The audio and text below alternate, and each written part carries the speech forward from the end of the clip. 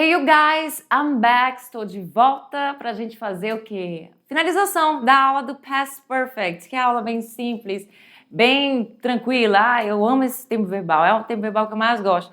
Inclusive, também gosto do passado simples, que é o tempo simples do passado. Tudo do passado é bom na questão de tempo verbal, né?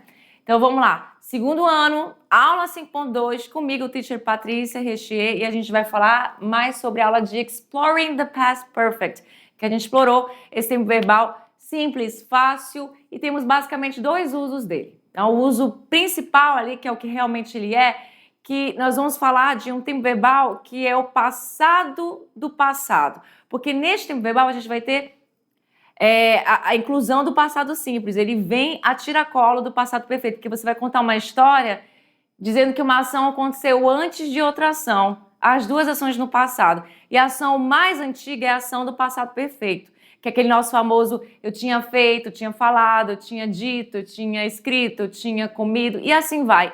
Essa tradução que você vai usar no passado perfeito. E aí a outra ação, que é a ação que também está no passado, mas é o passado mais recente, é a ação no passado simples, que você já sabe a estrutura que vimos lá no primeiro ano. Então, olha só, basicamente você vai usar assim, ó, ação completada antes de outra ação no passado, que é basicamente o que eu falei. E aqui eu trouxe essa frase para demonstrar para vocês, olha só. She couldn't get into her house. Esta frase aqui está no passado simples, que é a ação que é um passado mais recente, digamos assim. Aí eu tenho aqui o because, que geralmente você vai usar certas palavrinhas para conectar uma frase à outra. E aqui eu usei o because porque faz parte da frase, já que eu estou querendo explicar alguma coisa, que é o because, é o porquê de resposta, né?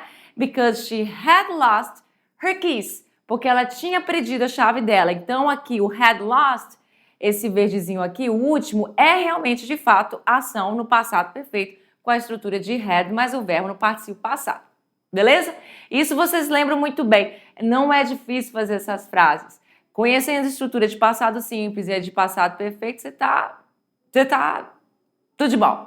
Temos aqui ações que começaram no passado e continuaram até um certo ponto no passado. Nestas frases aqui, eu vou utilizar aquelas palavrinhas que vão indicar aí um ponto de partida ou então uma duração de algo, que é o since, que é o ponto de partida, que é o desde, e o for, que está aqui no caso nesta frase, que é aí a duração de alguma coisa. Então, eu tenho aqui na frase, he hadn't been a teacher for 10 years when he retired.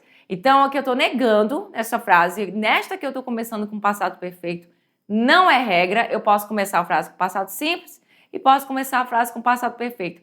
E eu também posso, tranquilamente, sem problema algum, só fazer a minha frase no passado perfeito, sem o passado simples estar no meio. Eu não sei se eu comentei isso lá na aula, mas você não precisa usar o passado simples sempre nas suas frases com passado perfeito. Às vezes o contexto, se uma pessoa te falou uma coisa e você fala, mas ele não tinha ido lá? Eu não preciso usar uma frase, uma outra frase, para dizer que essa frase ela é o passado mais antigo e a outra é o passado menos antigo. Não precisa.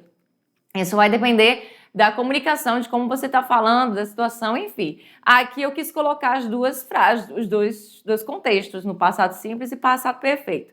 Então, he hadn't been a teacher, ele não tinha sido professor aí aqui a questão da duração, por 10 anos, for 10 years, when he retired, quando ele se retirou do mercado de trabalho, quando ele se aposentou. E esse when a gente viu aqui, foi a primeira palavra que a gente viu lá, das expressões de tempo, das time expressions, que é o nosso quando, e aí ele vai conectar a minha frase no passado, do passado perfeito, a minha frase no passado simples, que vem logo em seguida. Aqui temos as estruturas que você já conhece, você já viu, tá fácil, não preciso repetir, porque agora chegou o momento da sua atividade de sala, certo? O momento que você vai tirar as suas dúvidas já, faça aí, tem um texto, tá fácil, tá tudo muito simples. And be right back.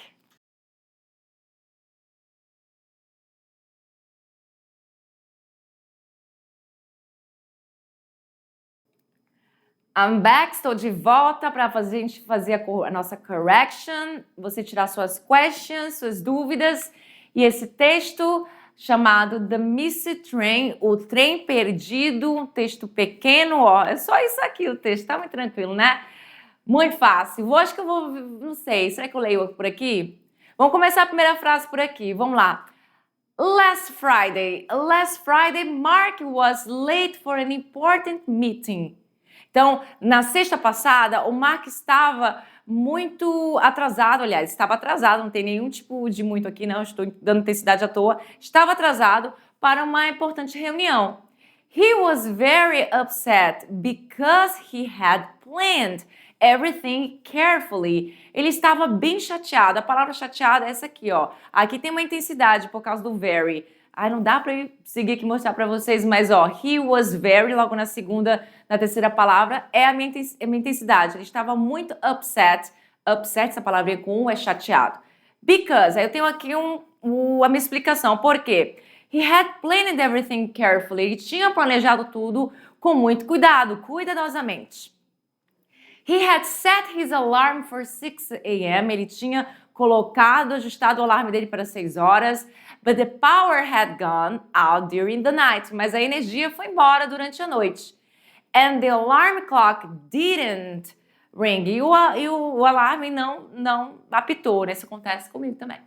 By the time he woke up, quando ele acordou, the train had already left. O trem já tinha ido embora. He rushed to the station. Ele foi rápido, né? Ele pegou marcha e foi até a estação, especially... Oh, perdão, tá aqui, ó. But it was too late. Mas era muito tarde, era tarde demais. He had never missed a train before. Ele nunca tinha perdido um trem antes. Ele nunca tinha passado por essa situation. E aí, especially not for work, especialmente não para o trabalho. His boss was disappointed because, ai, que horror. Aí o chefe dele estava desapontado because Mark had promised to be there early, porque o Mark tinha prometido para ele, queria chegar cedo, mas se ele nunca tinha chegado atrasado, qual é o problema? Quando adversidades acontecem, né? Esse chefe é chato. Mark, temos aqui, that day, aquele dia, he learned an important lesson. Naquele dia ele aprendeu uma importante lição. Qual foi a lição? Always check the batteries in your alarm clock. Sempre cheque a bateria do seu despertador aí para você não passar por uma situação como essa que o Mark passou. Ele aprendeu esta lição. Então, texto lido, facinho o texto. Vamos para as perguntas. Temos aí número 1 que diz o seguinte: por que o Mark perdeu o trem? Tá bem óbvio, que a gente falou muito sobre isso, né? A questão do alarme clock. Porque ele foi ao lugar errado? Não, porque ele foi pro trabalho, tem como ele errar o trabalho dele. Porque ele acordou cedo demais? Muito pelo contrário. Porque o despertador tocou no horário errado? Não, o despertador nem chegou a tocar. Porque o despertador não funcionou devido à falta de energia. É a nossa resposta correta, né? Tá bem claro. Quando fala ali, quando diz bem aqui que o alarme, né? O alarme, but the power had gone. Ou seja, a energia mais a energia had gone, ou seja, foi embora, tinha ido embora. Gone out during the night. Foi embora durante a noite. Então essa é a resposta, né? E não porque ele esqueceu do horário da reunião. De forma alguma. Mark é uma pessoa, né, exemplar, né? Vamos perdoar ele. Qual das alternativas mostra corretamente o uso do past perfect no texto?